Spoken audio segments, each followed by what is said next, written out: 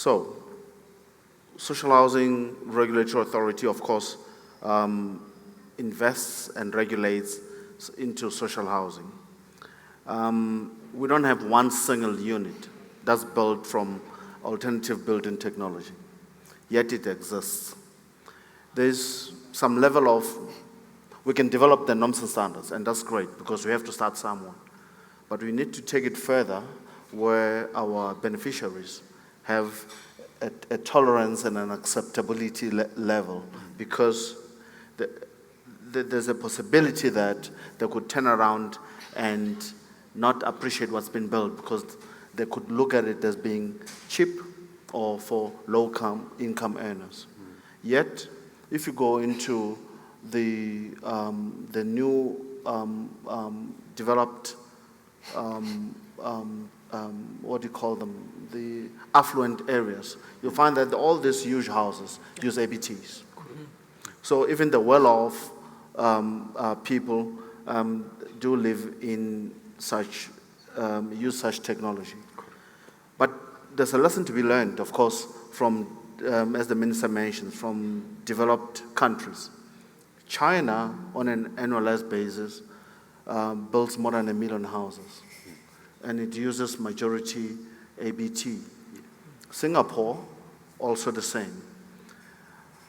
We have a backlog, and for us to be able to catch up, meet the rate and pace of delivery, we have to migrate from the brick and mortar.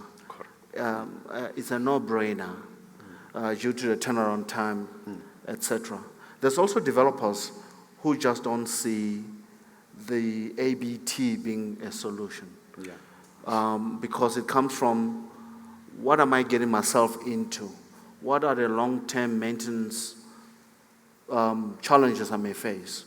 So we need to do a lot of piloting of these systems and have a positive uptake from the beneficiaries, the developers, the financiers as well, because they might turn around and say, until there's a certain percentage of tolerance and acceptability in the market, only then they can start outlaying funding.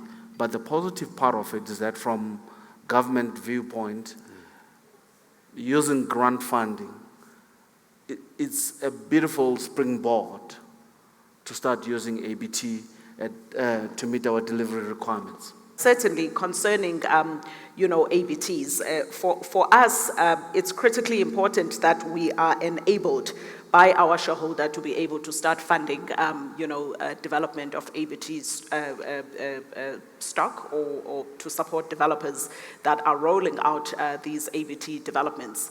Interestingly, I had a conversation a bit earlier with the CEO of Agrimat SA to say, so how many of these ABT technologies are accredited by Agrimat? He says in excess of 200.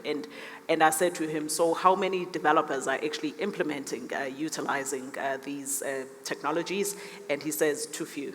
He didn't give me a number, which just goes to show you that the point that the acting CEO of the SHRA made around adoption, by developers, there's a lot of work that needs to happen there. But I think it principally talks to adoption and acceptability by the end user market at the end of the day. And I think there's a lot of heavy lifting that needs to happen with respect to that. The department, yes, they've finalized norms and standards now when it comes to ABT stock. And really the context that I want to sort of outline for the NHFC is there's a lot that needs to happen prior to us, starting the journey of actively funding, ABT developers. And what it entails really is the department, finalizing the norms and standards are now up.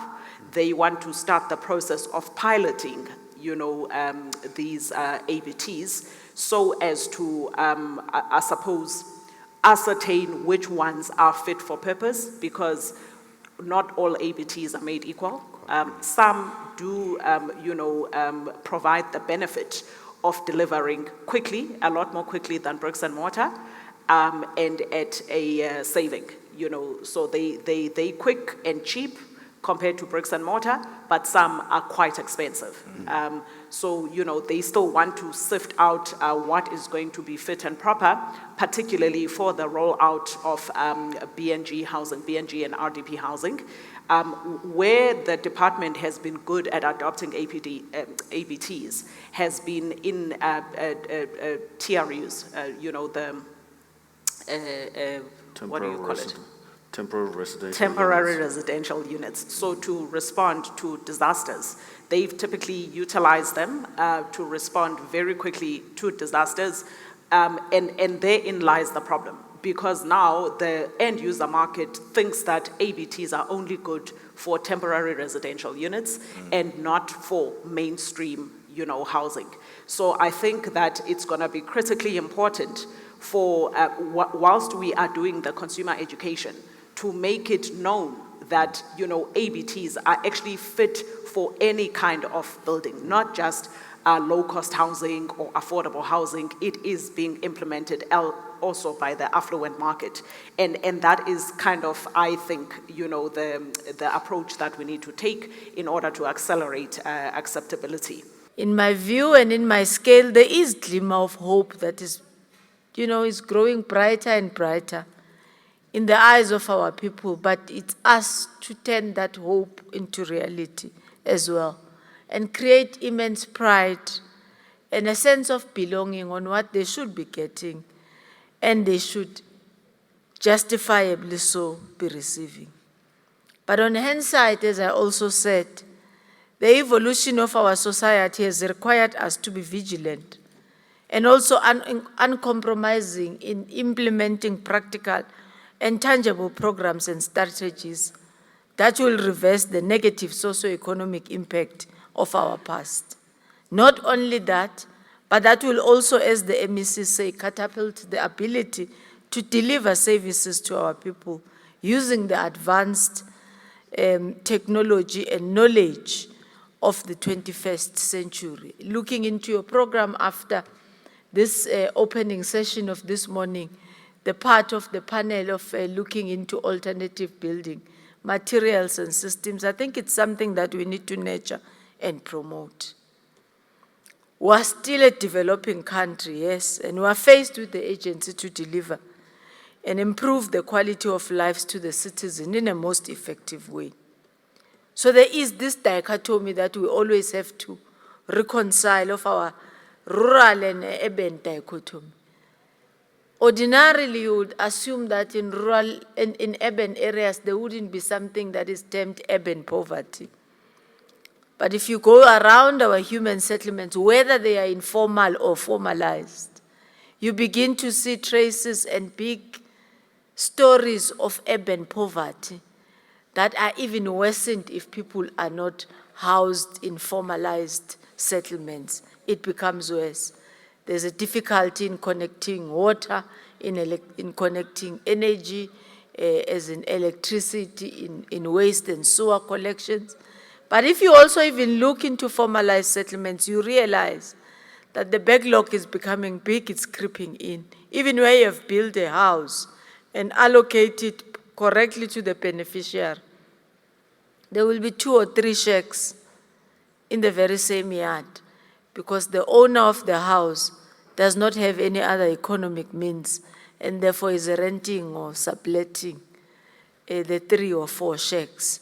Initially, our policy was that we don't want any form of type because it makes the place look not developed or whatever. But at the backbone, you need to understand that there has to be a way that the people try and also enrich and promote the quality of their lives and improve it the best way they can within that space.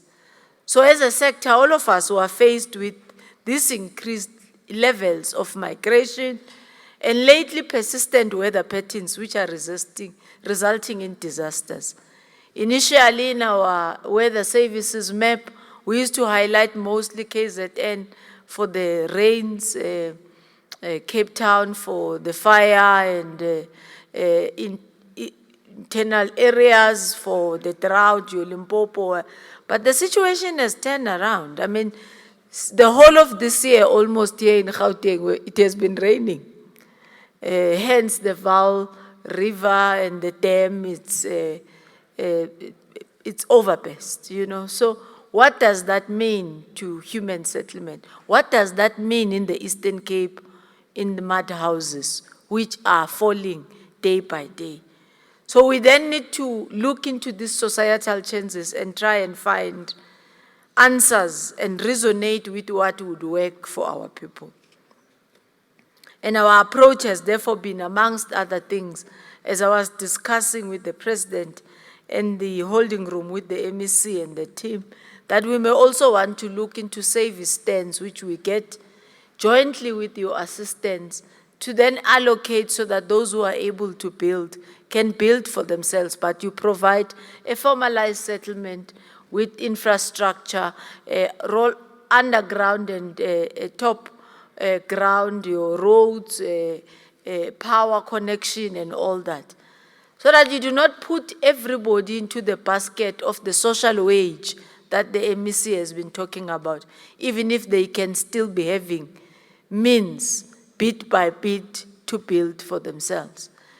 I'm a former mayor, and I used to say to my colleagues when they were coming hard on people who are doing bricks and selling in the construction industry, and I was saying, yes, our bylaws don't allow that, but let's connect them to water properly so that they can pay for what they were utilizing, because closing such an outlet is one of the problems that we're creating in increasing unemployment and people who are then compelled to flock even if they have a skill.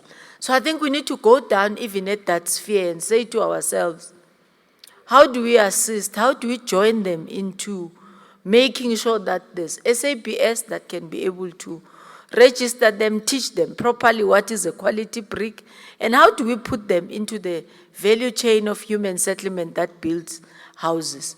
If we are reading billions of what we are going to do in our housing, social development, and urban development grant, how much are we prepared to take the pain of development and not just count the figures that we have dispersed so much in this concurrent function that the MEC was talking about, but make it our responsibility to make sure that we carry the small and young in business to be able to be sustainable in future. And I do hope that one day we will stand up DG in such platforms, CEO Azola, in such platform and say, we've started so and so from the ground. We ensured that he or she is accredited. We've put her into the system. I don't like usually government programs which leaves our people to hang and dry. We say, we have allocated you this much, see how you finish. And then we say, how, but we gave you the money and you didn't spend it. I think we need to come out here with serious processes, but also there has to be your own peer review mechanisms that you are able to go into provinces and say, these are the ones that we think we have polished, we have started well, we just need that injection while we are integrating others to be able to join. We can't be a country which has got young people, qualified and not, skilled and semi-skilled, who are on robots, and we all think when we find the solution, they are not part of our problems. They are going to trouble us. They are our problem. They are going to trouble us.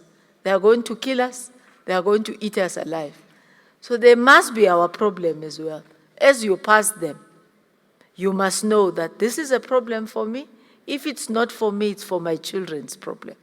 And once we develop that approach, I still can't understand it. If you go to any CTM today, where they sell tiles or any, when you go outside, you find the semi-skilled people who are tiling our houses. They are not our young people. I'm not sure we want to say to ourselves, why as bad as that as a country, that we can't just develop artisans to give us the labor that I can utilize in human settlement, having been developed by you with your qualification and all. How much am I, as a minister, prepared to carry? How much are you, as a built environment specialist, professional, business, prepared to carry jointly with me into changing your situation, but not ending there and bringing others who are still outside.